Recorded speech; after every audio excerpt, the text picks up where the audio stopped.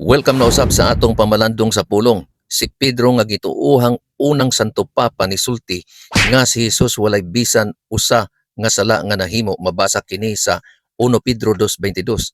Apan matud pa sa uban, si Kristo kuno usab nakasala.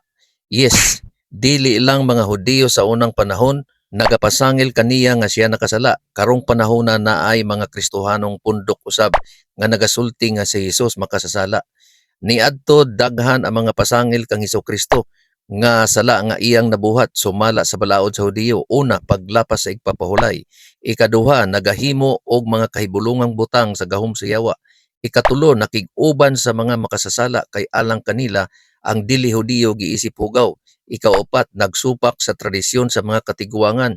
Ikalima, nagbahad nga gub-on ang balaang templo sa Dios. Og ikaunom, pagrebilde sa panggamahanan sa Roma. Apan sumala sa akong gasulti, siya walay nahimong sala. Matud pa sa 1 Pedro 2:22.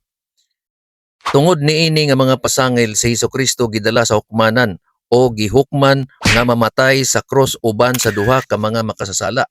Apan si Kristo nagmadaogon sa iyang kaaway, kay sa ikatulo ka adlaw siya nabanhaw og mikayab sa langit og dili na siya mahilabtan. Karon ang kapungot sa kaaway nagapadayon sa mga kaliwat nga sumusunod ni Kristo. Sa pinidayag 12:17 kini mao ang atong babasa, napungot pag-ayo ang dragon og nakig-away siya sa tanang kaliwat sa babayi og sa tanan nga nagatuman sa mga sugo sa Dios og nagmatinumanon sa kamatuoran nga gipadayag ni Hesus. Busa mga igsoon, kung adunay mga Kristohanon nga imong kapamilya, mga higala, kauban nga mapungot nimo tungod kay ikaw nagatuman sa kasuguan sa Dios, labi na sa ikaupat nga sugo sa Dios, ayaw katingala kay si Jesus nagpasidaan sa Juan 15:20 nga nagkanayon, hinumdumi ang akong giingon kaninyo, walay ulipon nga labaw sa iyang agalon. Kung gilutos nila ako, lutoson usab kamo nila.